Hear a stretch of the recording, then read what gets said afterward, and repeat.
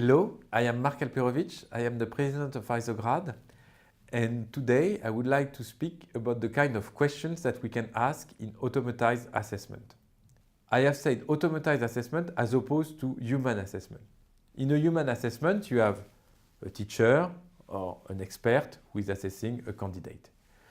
The teacher or the expert can ask many kind of questions to the candidate or can ask him to perform many tasks, and he will be able to deduce a level out of that, and that's very efficient. The drawback of this is that it's very time consuming. If you have 1,000 people to assess, it's very difficult to consider using human assessment. So when you are using computerized assessment, i.e. a computer is going to ask the questions, the number of questions that you can ask is more limited. Basically, you have three kinds of questions.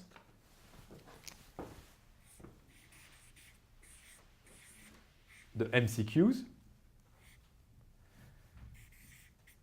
the activities like linking elements together or drag and drop or clicking somewhere on an image. And when it comes to digital or software skills, the in-application questions.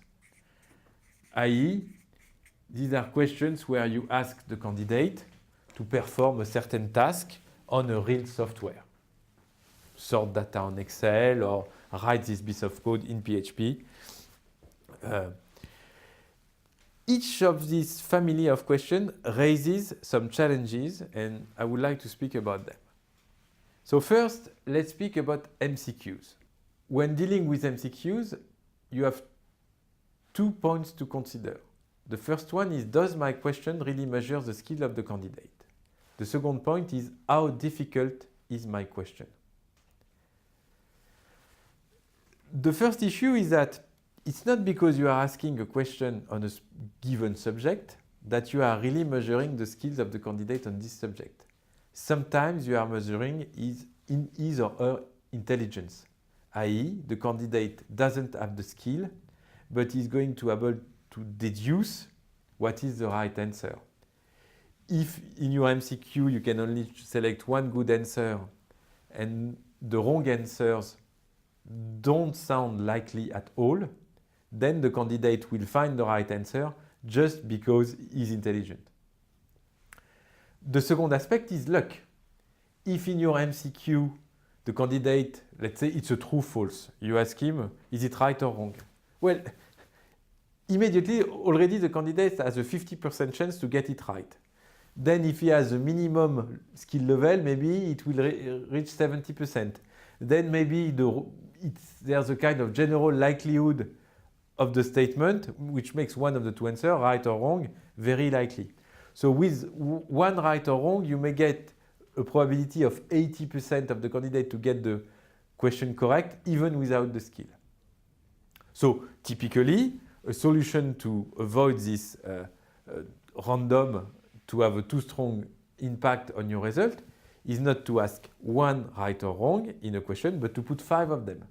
If you put 5 statements in one question and say, okay, to get the question right, you need to tell me if each of these statements are right or wrong, then the probability of getting the correct answer by luck is 1/2 power 5, which is much, much smaller. The second aspect is difficulty. The difficulty of MCQ is quite counterintuitive.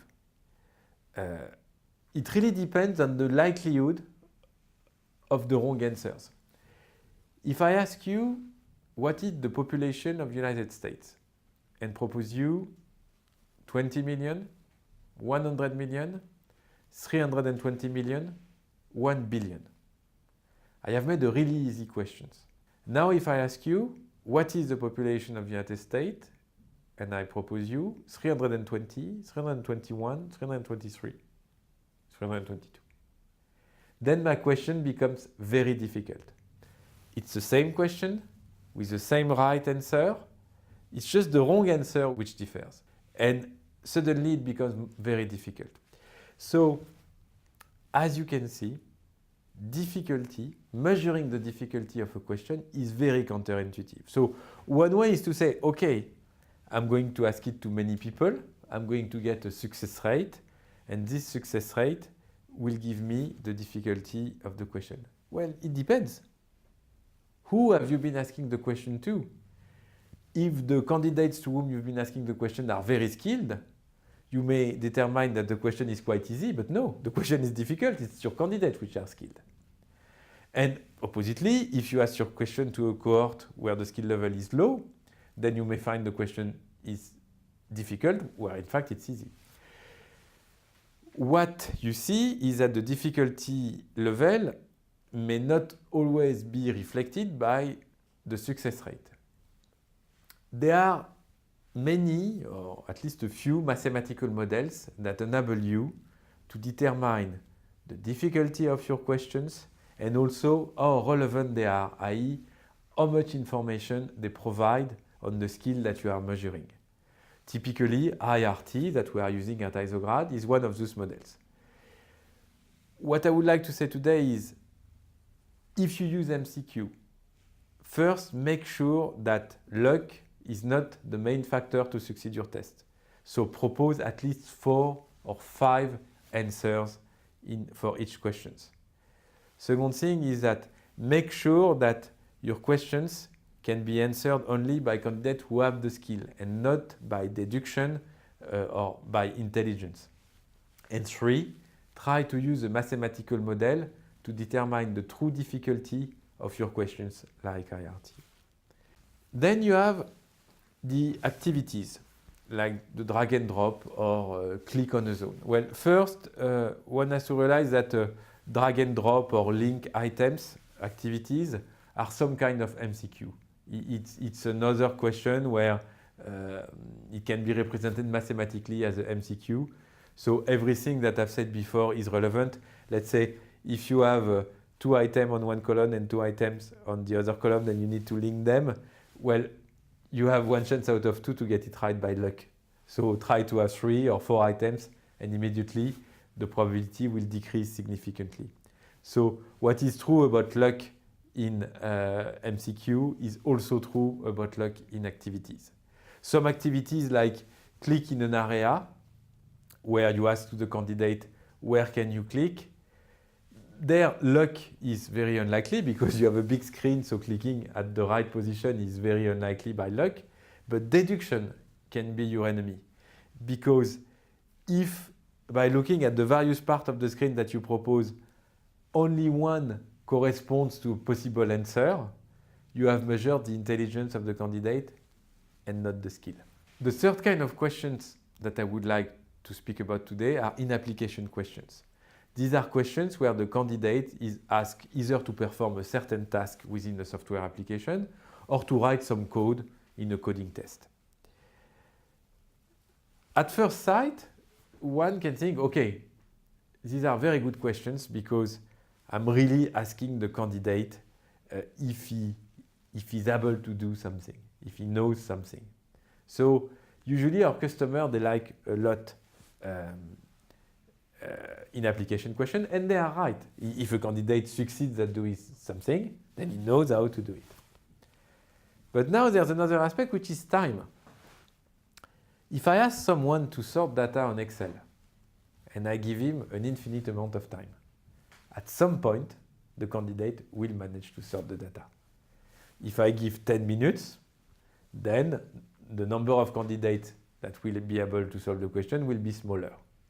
And if I decrease it to 1 minute, then maybe only experts will be able to sort the data as I've asked them to do so. So you see that what makes the difficulty of an in-application question is the time you give to the candidate to answer it. And if you go one step further, if I give 1 minute to a candidate to sort data, so I'm saying, okay, if he does it in 1 minute and 5 seconds, he doesn't have the skill. And if he does it in 59 seconds, he does have the skill. But why 1 minute? Why not 102 or 58? It's totally subjective. Who am I to say that To have the skill, you need to sort this data in 60 seconds. If you do 61, you don't have the skill. If you do 59, you're okay. That's not science. So, as difficulty of questions is very, very correlated to the time you give to the candidate to answer the question, you need to find a solution to deal with that. The solution we've been using at Isograd is IRT. IRT is a mathematical model that enables you to compute the difficulty of the question statistically. You're going to ask the question to many candidates of various skill levels, and the model will tell you how difficult it is. The difficulty of the question will then be taken into account when determining the score of the candidate, i.e., very difficult questions will give an information that is the candidate is likely to be very good. Low difficulty question will give an information that if the candidate fails, is that it's likely that he doesn't have the skill. So, in that case, the timing constraint becomes a non-subject because you set subjectively a time, I give you 2 minutes, and the model will tell you how difficult is the question. And if the question is very difficult, it will be taken into account in the score. If the question is very easy, it will be taken into account in the score. Honestly, I don't know how you can provide scoring without using IRT because it's totally subjective to determine the difficulty of an in-application question if you don't use a model. You can do a pass or fail test saying, okay, I give you 1 hour and you need to solve these 5 items. Okay, in that case, you don't care about the difficulty, you just want people to solve the 5 items, and if they do it, you give them the pass mark, and if they don't, you give them the fail mark. But now, if you need to give a score and not a pass or fail, using a mathematical model to determine the difficulty and the value of your question is critical. Today, we've seen a few points of attention when creating an automatized test, especially when dealing with questions. First, we've seen that with MCQ, you need to make sure that luck or chance is not the main criteria in succeeding the test. So there are various ways to make sure that the candidate cannot pass or get the pass grade just by luck. You also have to consider in MCQs how difficult is your question, and that is very counterintuitive. And finally, you have to make sure in MCQs that the right answer really reflects the skill level of the candidate and not his intelligence. When dealing with activities, we have seen that it's roughly the same as MCQs when it comes to luck, and when for certain activities, it's also the same issue of making sure that we are measuring the skill as opposed to his intelligence. And what we have seen in application questions is that time is a critical factor. What makes the difficulty of an in-application or a coding question is the amount of time you give to the candidate. And because this is subjective, a robust mathematical model is required.